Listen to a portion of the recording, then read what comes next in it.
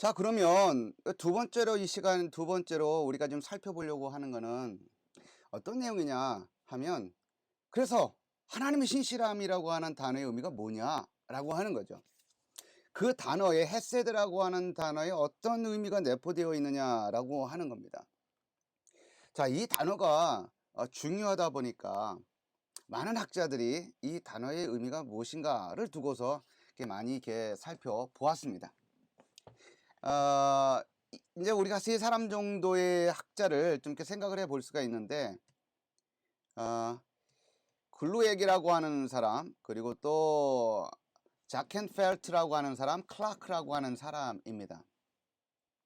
이제 글루엑이라고 하는 사람은 이제 1927년에 이제 책을 썼는데, 이제 그것이 이제 영어로 번역이 된 것은 이제 1967년이가 7년이 됩니다. 그러니까 한참 한 몇 년이에요? 한 40년이나 지나서 이제 번역이 되어졌다라고 볼 수가 있는 거죠. 이제 이 사람이 쓴 책에 보게 되면 이 헤세드라고 하는 그 단어의 개념이 뭐냐라고 했을 때 상호 의무다라고 이제 본 거예요. 상호 의무, 그러니까 mutual obligation이라고 볼 수가 있는 거죠. mutual obligation 인 거예요. mutual obligation. 그러니까 mutual이라고 하는 것은 뭐예요? 상호적인 거죠. obligation은 이제 의무 이런 거죠.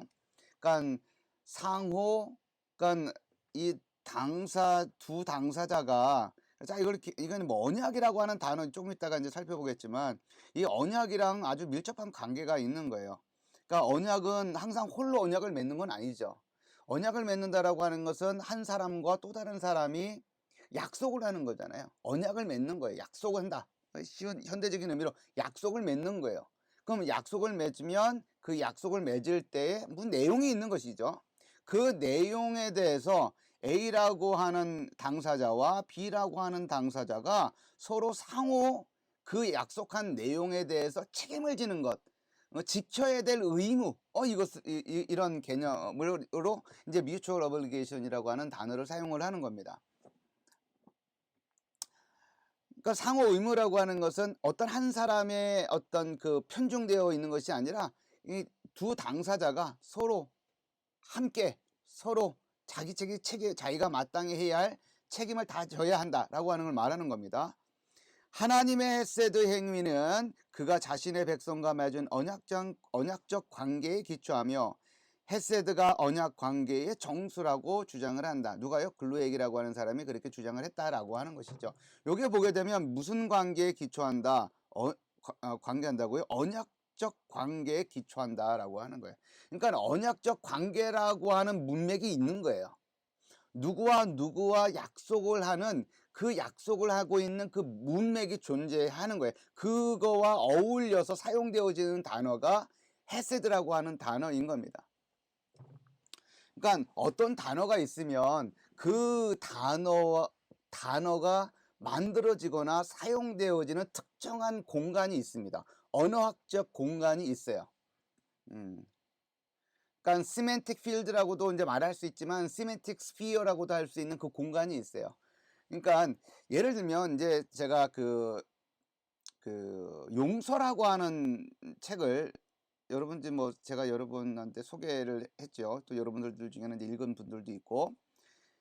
근데 보면 용서라고 하는 이 단어가 있지만 용서가 사용되어지는 특정한 영역이 있는 거예요. 그리고 이거와 비슷한 단어이지만 같은 개념을 품고 있지만 약간 다른 뉘앙스이긴 하지만 여하튼 간에 사면이라고 하는 단어도 있어요. 그죠? 사면이라고 하는 단어가 있는데 이 사면이라고 하는 이 단어는 어때요? 그냥 일상생활 속에서 사용되어지는 단어인가요? 그렇지 않죠. 분명 무엇인가를 용서해 준다라고 하는 개념을 담고 있지만 그럼에도 불구하고 이 단어는 정치적이고 약간 법적이고 어떤 사회적인 약간 이제 법과 관련된 문맥에서 정치와 관련된 문맥에서 사용되어지는 짓는 단어다라고 하는 거죠. 그러니까 사면이라고 하는 단어는 저와 여러분들 사이에서 사용되어지는 단어가 아닌 거예요. 그러니까 여러분들이 과제를 내야 되는데 내지를 않았단 말이에요. 예. 그러면 제가 여러분들에게 사면을 해야 하나요? 그렇진 않죠. 그죠? 여러분들이 저한테 잘못을 했어요. 그래서 제가 기분이 매우 상했습니다. 여러분들이 가해자가 됐고 제가 피해자가 됐어요. 그래서 제가 여러분들을 용서해야 됩니다. 근데 여러분이 자신의 잘못을 깨닫고 저한테 용서를 구하고 있어요. 그럼 제가 여러분들 용서해 줘야 되는 거죠. 근데 그럴 때 제가 여러분을 사면하게 하겠습니다 라고 얘기를 하지 않는다는 거예요. 어떤 단어는 그 단어가 사용되어지는 특정한 영역이 있는 거예요. 문맥이 있는 것이죠. 그냥 이것처럼 헤세드라고 하는 단어도 마찬가지입니다. 헤세드라고 하는 단어는 이 헤세드가 사용되어지는 문맥이 있는 거예요. 그 문맥은 뭐예요? 언약이라고 하는 문맥인 거예요. 그 언약이라고 하는 문맥, 이 테두리 안에서 언약이라고 하는 그 상황적 문맥, 그 안에서 헤세드라고 하는 단어가 그 활동을 하는 거예요. 이런 반면에 자켄 펠트라고 하는 이 학자는 1978년, 85년에 걸쳐서 이게 글을 썼습니다. 이 사람은 어떤 이야기를 했냐면 상호 의무를 언급하기는 합니다. 그러니까 mutual obligation, mutual responsibility라고 하는 어떤 개념을 언급은 해요. 그러나 그 개념이 약화됩니다. 왜 그러냐 하면 이 사람은 어떻게 되냐면 이 헤세드는 우위에 있는, 즉 superior라고 하는 superior의 행위를 보여준다고 주장을 하는 거예요. 이제 보면 언약이라고 하는 이 문맥은 동등한 사이에서 언약을 맺으면 뭐 크게 문제가 되지 않지만 사실은 보통 이 언약을 맺는다라고 했었을 때 보통 힘 있는 자하고 힘 없는 자가 언약을 맺는 거예요. 그리고 또 특별히 이 고대 근동의 그런 언약적인 어떤 문맥에서 사용되어지고 있는 어떤 그런 텍스트를 보게 되면 정복 국가의 왕이 정복된 그 왕과 언약을 맺는 거예요. 예. 그러니까 말하자면 이런 거죠. 승리한 왕은 그 패배한 왕에게 내가 너 보호해줄게. 내가 널 보호해주고 너를 감싸줄게. 울타리가 되어줄게. 그러나 너는 조공 바쳐. 라고 하는 거죠. 이와 같은 거예요. 헤세드라고 하는 이거는 이 mutual responsibility, 상호 의무의 개념도 있지만 이 성경을 자세히 보니 이제 자켄 벨트의 이제 이해인 거예요. 보니 이 superior 여기 같은 경우에는 뭐예요? 그 디바인 빙을 말하는 거예요. 하나님을 말하는 거죠. 여호와 하나님의 그 위를 전제하면서 말하는 겁니다. 뭘 보여주는 거예요? 그분의 하나님의 어떤 태도, 행위를 보여주는 개념이다라고 보는 거예요. 그리고 그 우위에 있는 자에게는 뭐가 있는 거예요? 도덕적 책임, 구원과 보호 등이 있다라고 이제 본 겁니다. 여러 이야기들을 했습니다만 이런 이제 기본적인 개념들을 우리가 이제 살펴보는 겁니다. 그러니까 두 당사자가 동등한 어떤 responsibility를 이제 강조하는 것이 아니라 우위에 있는 자에 대한 어떤 그 도덕적인 어떤 책임, 어떤 뭐라고 할까요? 어떤 태도, 그것에 대해 더 비중을 두고서 사용되어지고 있다라고 하는 겁니다. 자, 반면에 이제 클라크라고 하는 학자는 1993년에 이제 글을 썼습니다. 그는 이제 어떤 이야기를 하냐면 헤세드의 관계적 측면이 여전히 중요하다라고 생각을 했어요. 다시 말해서 A라고 하는 당사자와 B라고 하는 당사자, 요 관계적인 측면. 여기 mutual obligation도 사실 마찬가지잖아요. 관계가 중요한 거잖아요. A라고 하는 당사자와 B라고 하는 당사자의 상호 의무는 결국은 relational, 즉 관계적인 어떤 그 개념이 내재되어 있는 것이죠. 관계적 측면이 여전히 강조가 됩니다. 근데 여기서는 이 클락이라고 하는 사람은 이제 상호 헌신이 관계를 중심으로 작동하는 헤세드의 특징이다라고 주장을 합니다. 헌신인 거예요. 결국은 헌신. 관계라고 하는, 즉 언약적 관계라고 하는 이 그 맥락 안에서 중요하게 작동하는 것이 뭐냐?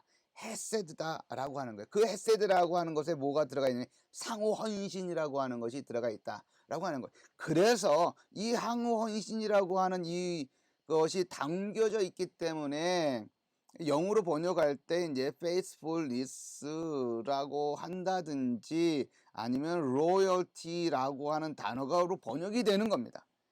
상호 헌신, commitment. 그러니까 상호 무엇인가에 약속한 내용에 대해서 아주 충성하는 거예요. 그 개념이 들어가 있다라고 하는 거예요. 그러니까 하나님의 그 신실하심이라고 하는 것은, 하나님의 헤세드라고 하는 것은 뭘 말하는 거냐면, 뭐 여러 의미가 있겠지만 우리가 기본적으로 이번 계기를 통해서 우리가 좀 주목을 해야 되는 것은 뭐냐면, 하나님이 약속한 것, 언약을 맺은 것, 자기 백성과 언약을 맺은 그 언약의 내용에 대해서 정말 집착할 정도로 충성하고 헌신하고 있다라고 하는 겁니다. 예. 우리가 뒤에서 이제 살펴보겠지만 우리가 주목을 해야 되는 지점은 이 지점이에요. 하나님은 자신이 약속한 것에 대해서 정말 바보스러울 정도로, 아마 아주 이게 지금 이게 표현이 그렇습니다만, 정말 바보스러울 정도로, 너무 순진할 정도로 그 자기 자신이 약속한 것에 대해서 아주 충실히 충성을 다해서 약속을 지켜나갑니다.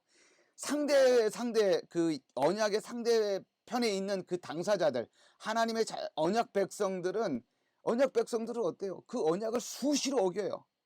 수시로 어김에도 불구하고, 만약 이런 거죠. 너 약속 안 지켜? 그렇게 안 지켜? 좋아, 그럼 나도 안 지켜. 이렇게 하면 끝나는데, 하나님은 그렇게 하시지 않는다는 거예요. 그러니까 신비한 거예요. 이것이 하나님의 속성이기도 한 것이죠.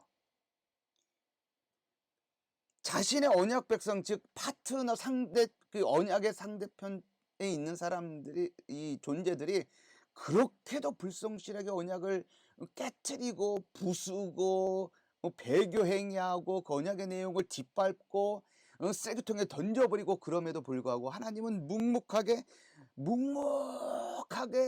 뚜벅뚜벅 자신의 언약의 내용을, 약속한 그 언약의 내용을 지켜나간다라고 하는 거예요. 그게 헤세드의 의미입니다. 헤세드.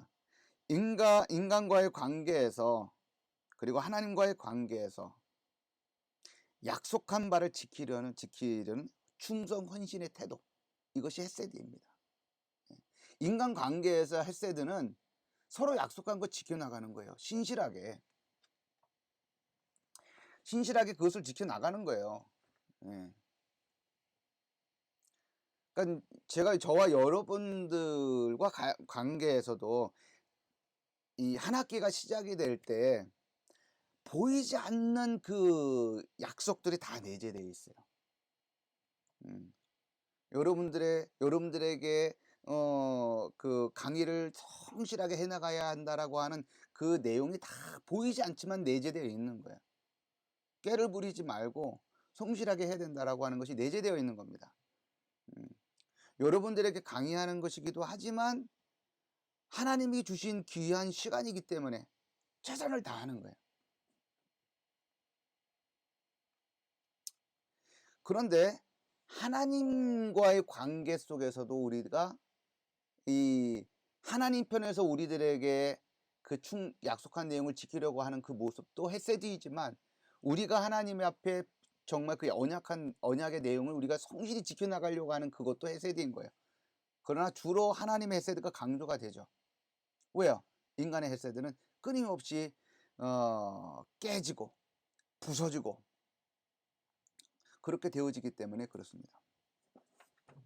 자, 그러면 하나님의 신실하심이라고 하는 것이 하나님이 자신의 언약 백성과 맺은 언약의 내용을 신실하게 지켜나가는 데서 드러난다라고 한다고 할 때, 성실하게 지켜나가는 그 태도를 가리킨다고 할 때, 그러면 언약의 내용을 어떤 언약의 내용이 있는가라고 하는 것, 그리고 그 내용을 통해 그 언약의 내용을 하나님이 어떻게 성실하게 지켜나가는가를 살펴보는 것이 중요하겠죠. 자, 한번 보겠습니다. 하나님의 언약과 그의 신실하심이란 제목을 붙여 보았습니다. 하나님은 자신의 언약 백성들과 자신의 백성과 언약을 맺습니다.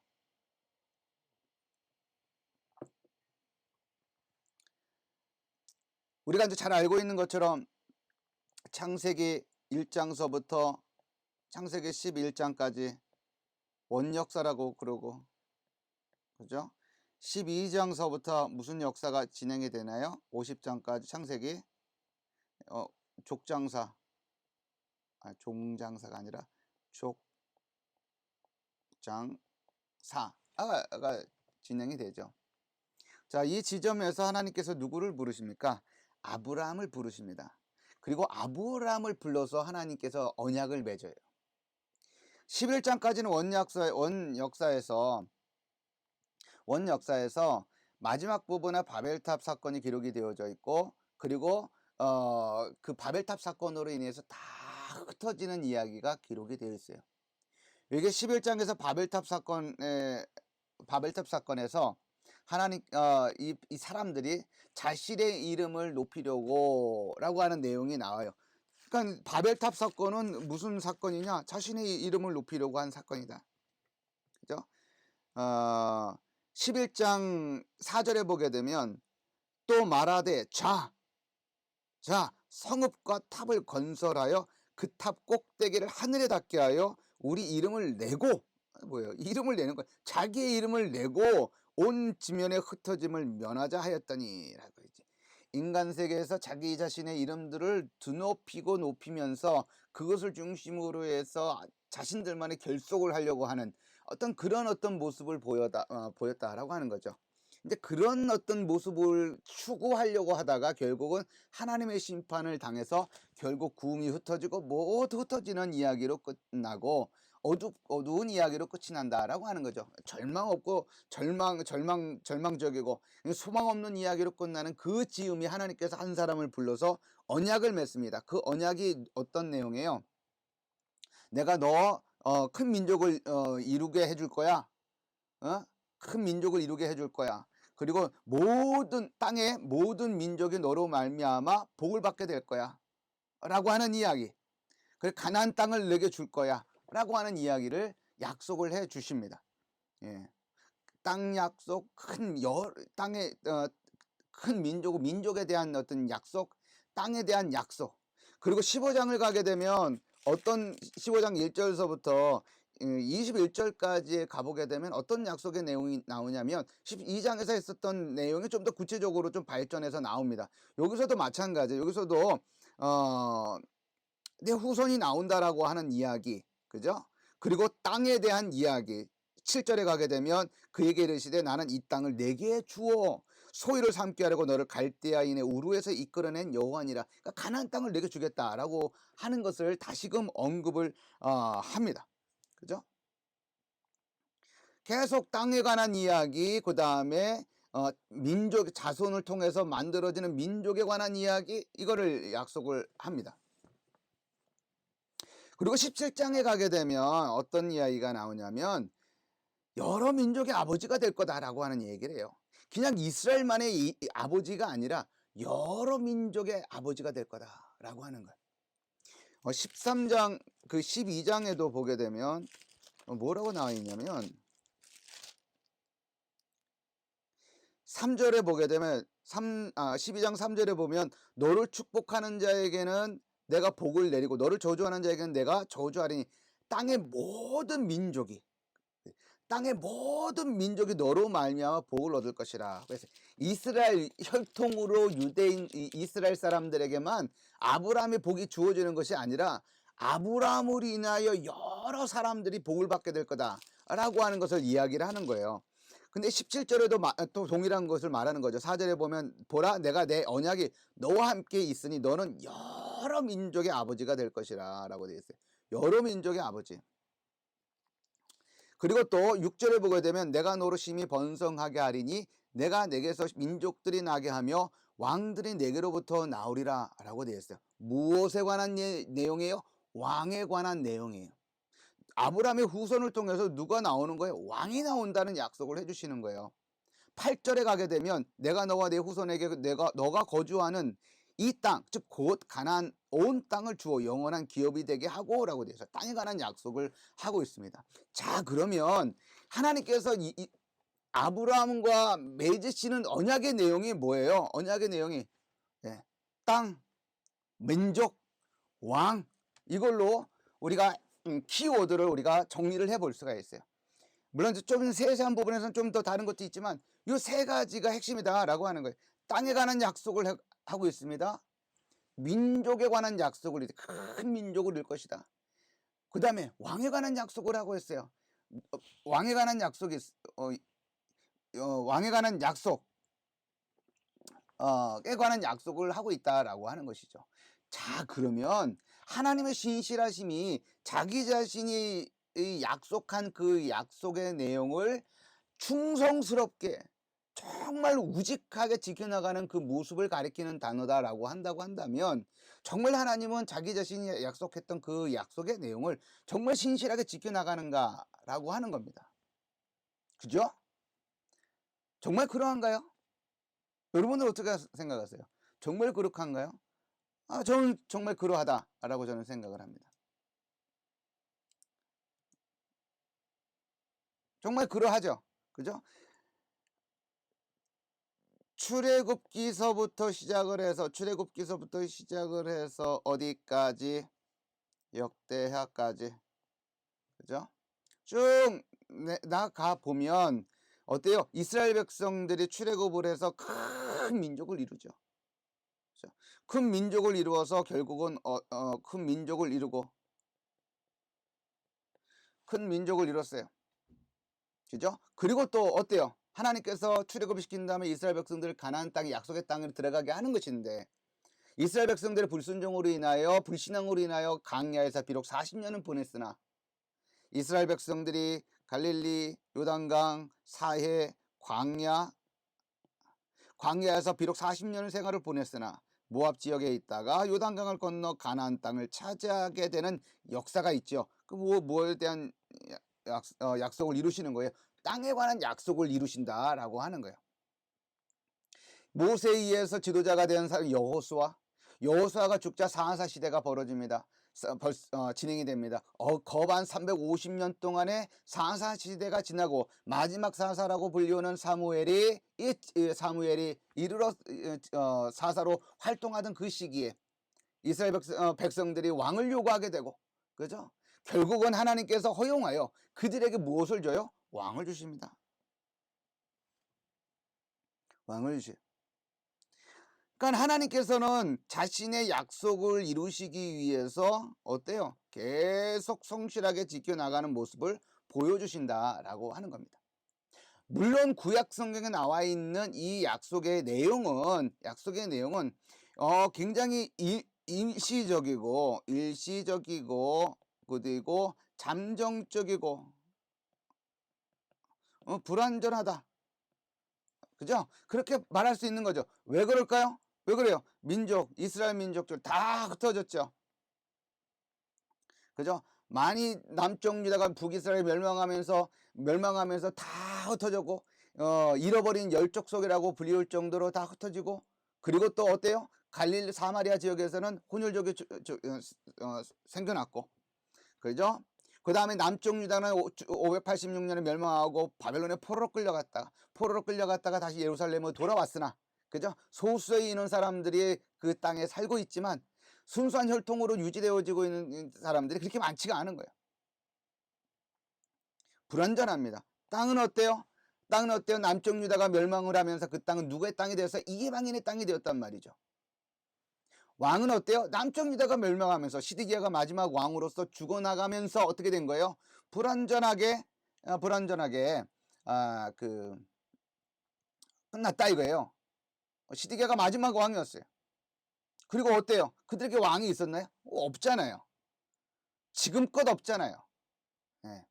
혈통적으로 그들에게 왕은 없다 이거예요. 예, 이 불완전한 어떤 그 언약의 내용이 결국은 어디에 들어가서 참된 어떤 성취를 거두게 되는 거예요. 신약에 들어가서 이 모든 이 세 가지는 신약에 들어가서 완전하게 이루어지게 된다라고 하는 겁니다. 자, 이러한 내용을 우리가 살펴본다고 했을 때 하나님께서는 어디로 하나님께서는 이 자신이 약속한 내용과 땅과 민족과 왕이라고 하는 이 주제를 성실하게 지켜나간다라고 하는 것을 우리가 확인할 수가 있습니다. 구약 시대에는 그래도 불완전하게 일시적으로 성취가 되어지지만 신약에 들어가서는 하나님께서 아브라함의 후손으로 오는 예수 그리스도를 통하여 여러 민족의 복을 받게 하시고, 그죠? 참된 왕이신 예수 그리스도를 통하여 하나님의 약속하신 그 약속이 성취되어지고, 그죠? 새 하늘과 새 땅이 도래하는 것을 통하여 하나님께서 참된 영원한 일시적인 땅이 아니라 영원한 땅으로의 그 진입을 가능하게 하는 그 이야기가 신약에 들어와서 실로 성취가 되어지는 그 이야기가 전개가 된다라고 하는 것이죠. 자, 이런 것을 우리가 살펴본다고 했을 때 우리가 하나님의 신실하심이라고 하는 이 단어는 어때요? 약속에 대한 충성, 약속에 대한 헌신이라고 하는 이것이 내포된 태도라고 우리가 정의할 수가 있습니다. 그리고 그것을 얼마나 신실하게 보여주고 있느냐라고 하는 것은 우리가 구약 성경의 어떤 큰 그림을 통해서 우리가 하나님이 맺으신 그 언약의 내용을 얼마나 신실하게 지켜나가느냐 하는 것을 구약 성경의 어떤 그 역사서를 보고서 우리가 충분히 우리가 알 수 있다라고 하는 것을 말할 수가 있습니다. 자, 두 번째 이 강의에는 요 정도 선에서 우리가 정리를 해보고요. 그 다음에 세 번째 우리가 이제 강의에서는 시편에서 그렇게 신실하심이라고 하는 단어가 그렇게 많이 등장하는데 하나님의 신실하심이 어떻게 등장하고 있는지 그거를 좀 이렇게 살펴보는 시간을 갖도록 하겠습니다.